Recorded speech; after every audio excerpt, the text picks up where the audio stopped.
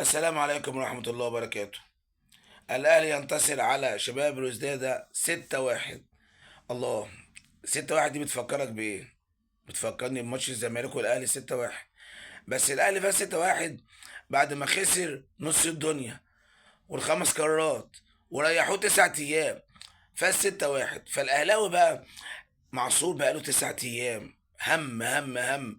أنا كان معايا نص الدنيا، أنا كنت هاخد 5 قارات منك لله يا كهربا. فجاي يسألني واحد أهلاوي غلبان. طيب، الأهلاوية على فكرة أجمل كلام تسمعه لما المسطولة من أهلاوي تتمتع. فجاي بيقول لي 6-1 دي بتفكرك بإيه؟ بتفكرني بإيه؟ ده أحلى يوم بالنسبة لي، ده أفضل يوم وأفضل سنة قضاها نادي الزمالك. أولا 6-1 دي مباراة عادية، ما خدتش بيها بطولة زيية. أنت 6-1 دي ما كسرتش الرقم بتاعي. أكبر رقم في مواجهة الناديين 6-0 مرتين للزمالك. يعني أول مرة في 2 يناير 1942 منطقة القاهرة بحضور الملك فاروق، وسمينا بنادي الفاروق بسبب متعة الملك بلعيبة نادي الزمالك. 3 أهداف عبد الكريم صقر، هدف لزولت، هدف لمحمد حسن حلمي، هدف لأمير شعير. 6 أهداف مزيكا. على فكرة ده كان قبل الفيلم بتاع فلسطين، خلينا بس هنوصل لفلسطين بعدين. ده سنة 42 اتدمروا وتسمينا فاروق 6-0. في 44 يوم 24 مايو 1944 الزمالك بيرجع تاني يعمل سيمفونية وملحمة بهزيمة الأهلي 6-0 بقيادة محمود حافظ زقلط هاتريك، عبد الكريم صقر جون، سحتمي جون، محمد حسن حلمي جون. ال6 أهداف متعة. الأهلي يوم ماتش 6-1 ما قدرش يكسر الرقم ده، فبالنسبة لي مباراة عادية. بس اللي باقي بعديها أحلى. إيه هو الأحلى؟ إن الأهلي ما خدش حاجة في السنة دي.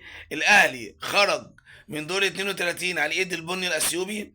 الأهلي ما خدش دوري بقيادة مانويل خوسيه في آخر مباراة بين الأهلي والمحلة 2-2، والمصري والإسماعيلي كسب الإسماعيلي 1-0 وخد الدوري في 2022 و 2002.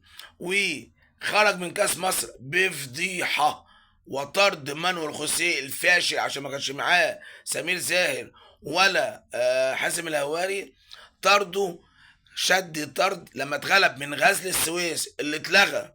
غزل السويس ده اتلغى، غلبوا 2-0 في القاهرة وخرج من دور 32. يعني لا دوري ولا كاس ولا افريقيا. الكارثة بقى ان السنة دي اللي الاهلي متدمر فيها كل ده وطردوا مانويل خوسيه، الزمالك يحصل على 7 بطولات قارية. 7 بطولات في موسم واحد. واخد 2 كاس، واخد دوري، واخد سوبر مصري، واخد افريقيا سوبر افريقي، بطولة عربية، كاس كاس سوبر مصري سعودي. 7 بطولات محدش نادي عملها في تاريخه. وخدنا في 2000 فبراير 2003 افضل نادي في العالم. فالسنة اللي احنا اتغلبنا فيها 6-1 دي ازاي ما نساها؟ ازاي انساها؟ ازاي ما تفكرنيش؟ ده 6-1 دي بالنسبة لي انا متعة.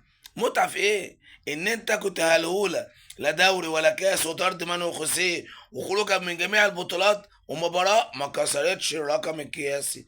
لو داخل اي واحد اهلاوي بيتصدم يكتب كده اكبر نتيجة بين النادي الاهلي والزمالك بين الدربيين، يقول لك الزمالك مرتين 6-0. يا جدع حرك الكلمة دي خليها 6-1. يا عم انت بعيد، الرقم القياسي 6-0. انت 6-1 دي تلمها وتحطها في جيبك. 6-1 ايه اللي انت فرحان بيها؟ ده انا متعتي 6-1. في 6-1 دي انت اتدمرت في كل حاجة. انا خدت كل حاجة، خدت دوري وخدت كاس مرتين وخدت افريقيا وسوبر سوبر سعودي وسوبر افريقي، خدت كل البطولات. يعني معنى كده ان 6-1 دي بالنسبة لي لازم افتكرها. انا زملكاوي بعشق ماتش 6-1، بيفكرني بانجازات. على فكره اي حد الاهلاوي عايز يعمل بيها سيناريو، عايز يعمل بيها حكايه، بتتقلب ضده. يعني يجي يقول لك انا عندي مبادئ، اقول له امام عاشور. يا نهار ابيض، امام عاشور دي جامده قوي دي، بس ما علينا. يقول لك انا اخد اي لاعب من نادي الزمالك، اقول له كهربا. احلى هديه ابعتها مرتضى. يقول لك اصل انا عندي اداره وعندي مبادئ. ما قلنا امام عاشور كهربا. طب انا عندي الجمهور ده حماه، ما انتوا شتمتوه هزقتوه. ده جمهور امبارح بيقول له شناوي يا شناوي ما تعيش الدور، خد كهربا يلا غور. ايه يا عم كمان ده يا جدعان، ده الكابتن. فالشناوي مشي وساب التدريب، يقول لك عيوطه عيوطه الشناوي اتقمص. ايه يا جماعه، ايه عالم سمسم اللي جماهير الاهلي عاملاه ده؟ انا اول مره اشوف في العالم جمهور لا عارف يشجع، ونادي لا عارف ينسف جمهوره. بامانه الله انتوا في حاله لا يرثى لها. امبارح لما غلبتوا شباب بلوزداده دي مش فرحه، دي نكسه. ان انتوا تبقى اول نادي في العالم يتجاهل لعيبته جماهيره وجماهيره تشتم لعيبته، دي كارثه. الاجمل من ده كله ان انتوا فزتوا 6-1. شفت بقى 6-1 بتفكرني بايه؟ يبقى قتل كل واحد اهلاوي حبيبك.